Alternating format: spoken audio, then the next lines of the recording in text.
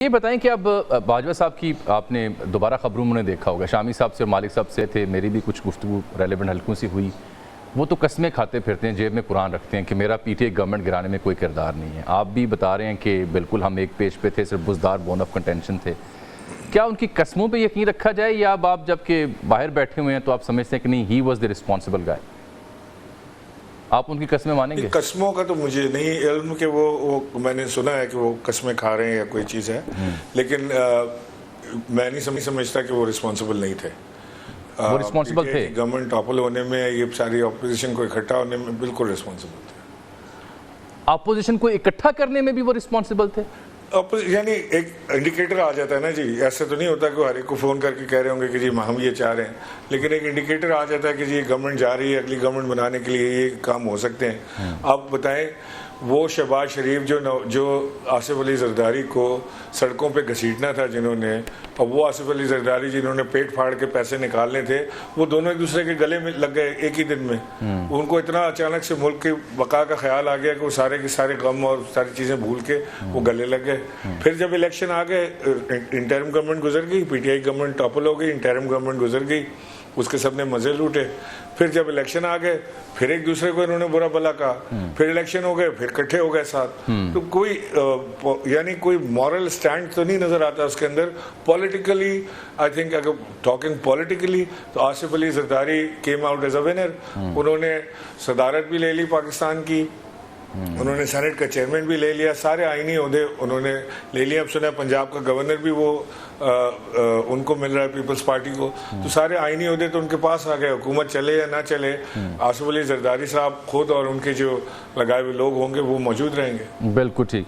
अच्छा, ये इमरान भाई बताइएगा, इज इट करेक्ट, क्योंकि आपकी साहब का जमात से ताल्लुक़ रखने वाले कुछ हैंडल्स ने जो ज़िम्मेदार भी रहे, उन्होंने ऐसी इन्फॉर्मेशन दी कि किसी हालिया 1-2 महीनों के अंदर किसी तकरीब में आप और अली जैदी साहब भी थे और आरिफ अलवी साहब भी आए, तो अलवी साहब ने आप दोनों के साथ तस्वीर खिंचवाने से इनकार किया।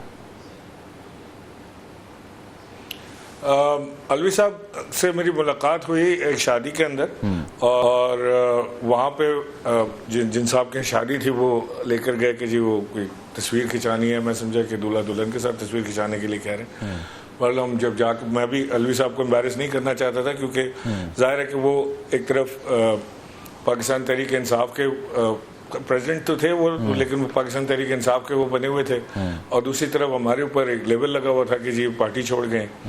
सो उन्होंने वहाँ, जब मैं बैठा तो उन्होंने वहाँ पे साफ़ी नहीं थे, ये लोग थे, उन्होंने कहा, किसी ने कैमरा निकाला तो उन्होंने कहा प्लीज़ पिक्चर ना बनाए, इतनी बात हुई थी। तस्वीर नहीं बनवाई, कोई बदमज़गी या कोई ऐसी चीज़ के जिससे कोई ऐसी कोई चीज़ नहीं। बिल्कुल ठीक है। अच्छा, बट जो एक रब्त था, एक रब्त जो था पहले हमारे दरमियान, वो मुझे उस वक्त नज़र नहीं आया।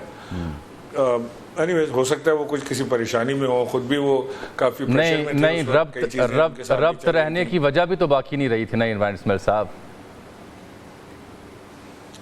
May be you can say that. ठीक। अच्छा, मुझे ये बताइएगा कि जैसे फवाद चौधरी हूँ या उस्मान डार हूँ या आलिया अपना सदाकत अब्बासी हूँ, इस तरह के 3-4 और लोग हैं जिनके बारे में खासा सॉफ्ट कॉर्नर खान साहब और उनकी पार्टी दिखा रही है, और ये मैं मुसद्दक़ा इतला भी आपको दे सकता हूँ कि फवाद एंड को जो हैं might make a come back very soon. लेकिन जो इनके साथ, इनके कम बैक के साथ पीटीआई या पीटीआई क़यादत का रवैया है जो मुस्बत है, वेलकमिंग है, वो आप और अली जैदी के साथ क्यों नहीं है? आप डिफ्रेंशिएट कर सकते हैं?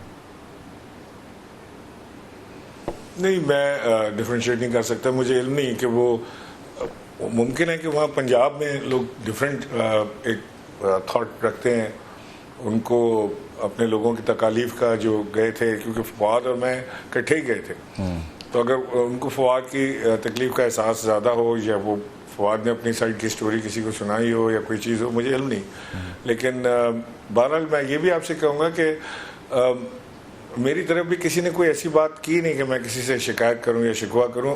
अल्लाह ये कि सिंध में 1-2 लोग ऐसे हैं जिनकी अपनी चौधराहट जो है वो ख़तरे में पड़ती है हमारे वजूद से, तो वो इस वक्त अपने जिस इंजॉयमेंट में लगे हुए हैं, वो समझते हैं कि शायद हमारे आने से वो उनकी चौधराहट चैलेंज हो जाएगी और वो वापस अपनी उस पोजीशन पे नहीं जाना चाहते। आई कांट रियली से कि क्या चल रहा है वहाँ पे, बिकॉज मेरा कोई राब्ता या ऐसा है नहीं इस वक्त। अच्छा, अली जैदी तो बरमला कह रहे हैं ना कि मैं चाहूँगा कि एक दफ़ा इमरान खान साहब से मिलूँ, अपनी पोजीशन उन्हें वाजे करूँ, एंड देन जो वो हुक्म करेंगे मैं करने को तैयार हूँ। वो तो एक नए ज़मीर और नई सोच के साथ आ रहे हैं। आप भी ये चाहेंगे? जी, मैंने तो आपके प्रोग्राम के शुरू में कहा कि मैं इमरान खान साहब से मिलूंगा, अपनी पोजीशन वाजे करूंगा, उसके बाद कोई फैसला करेंगे। ठीक। अच्छा, ये बताइएगा कि अब मैं आपको को कैसे याद करूं कि आप एक रिटायर्ड हर्ट सियासतदान हैं, IPP के रहनुमा हैं, या एक साबिका PTI के रहनुमा हैं? नहीं, मैं साबिका PTI का रहनुमा भी हूँ, साबिका PTI का कारकुन भी हूँ, साबिका PTI का बानी बानी लोग थे 4 या 5, उनमें से एक मैं हूँ। मैं 1993 से इमरान खान साहब के साथ एफिलिएटेड हूँ। मेरी पर्सनल कुर्बत उनके साथ बहुत रही है, मेरी एक दोस्ती और मोहब्बत का रिश्ता भी उनके साथ है बिसाइड्स पॉलिटिक्स। तो आप जिस नाम से पुकारना चाहें पुकारें। तो IPP कहाँ रह जाएगी फिर?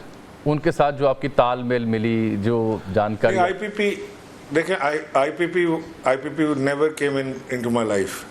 ठीक है, वो मैंने आपको बताया कि वो एक फेज था, एक जो गुजर गया। अब मैं उस पर कमेंट नहीं करना चाहता। IPP में भी मेरे दोस्त हैं, लेकिन मैं उनको I wish them good luck, लेकिन मेरा IPP से कोई ताल्लुक नहीं है। अच्छा, इमरान साहब, अगर वापस जाया जाए, ऑब्वियसली रीडू तो नहीं हो सकता, लेकिन अब आप दूर बैठ के जब देखते हैं, वो क्या 2-3 गलतियां थीं जिसकी वजह से हुकूमत ख़त्म हुई, वोट ऑफ नो कॉन्फिडेंस आया और फिर आपको सड़कों पर आना पड़ा और फिर पार्टियां भी छोड़नी पड़ी?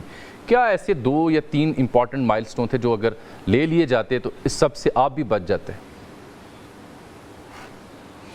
नहीं, मैं पिन पॉइंट तो नहीं निशानदेही आपसे कर सकता, लेकिन मैं आपको ये ज़रूर कह सकता हूँ कि इमरान खान एक जो उन्होंने अपना एक प्लान बनाया था, जो सोच बनाई, वो हमेशा एक चीज़ कहते थे कि गोल पे कॉम्प्रोमाइज़ कभी नहीं करना, गोल पे पहुँचने के लिए कॉम्प्रोमाइज़ हो सकता है। सो वो अपने गोल पे कॉम्प्रोमाइज़ नहीं करते। वो एक चीज़ सोच लेते हैं, ठान लेते हैं कि उन्होंने करना है, फिर वो he goes all the way. तो उसमें वो नुकसान भी उठाते हैं और उनको फ़ायदा भी होता है। जो उनकी आज पॉपुलैरिटी है पाकिस्तान में, तो किसी की नहीं है इतनी पॉपुलैरिटी जितनी इमरान खान की है। ये उनका फ़ायदा है। उनकी हुकूमत गई एक सख्त रवैये की वजह से में भी कह लें, या उनकी नॉन इलेक्टेड कुछ जो मुशीर थे या वज़ीर थे, उन्हें ज़िम्मेदार नहीं आप करार देते?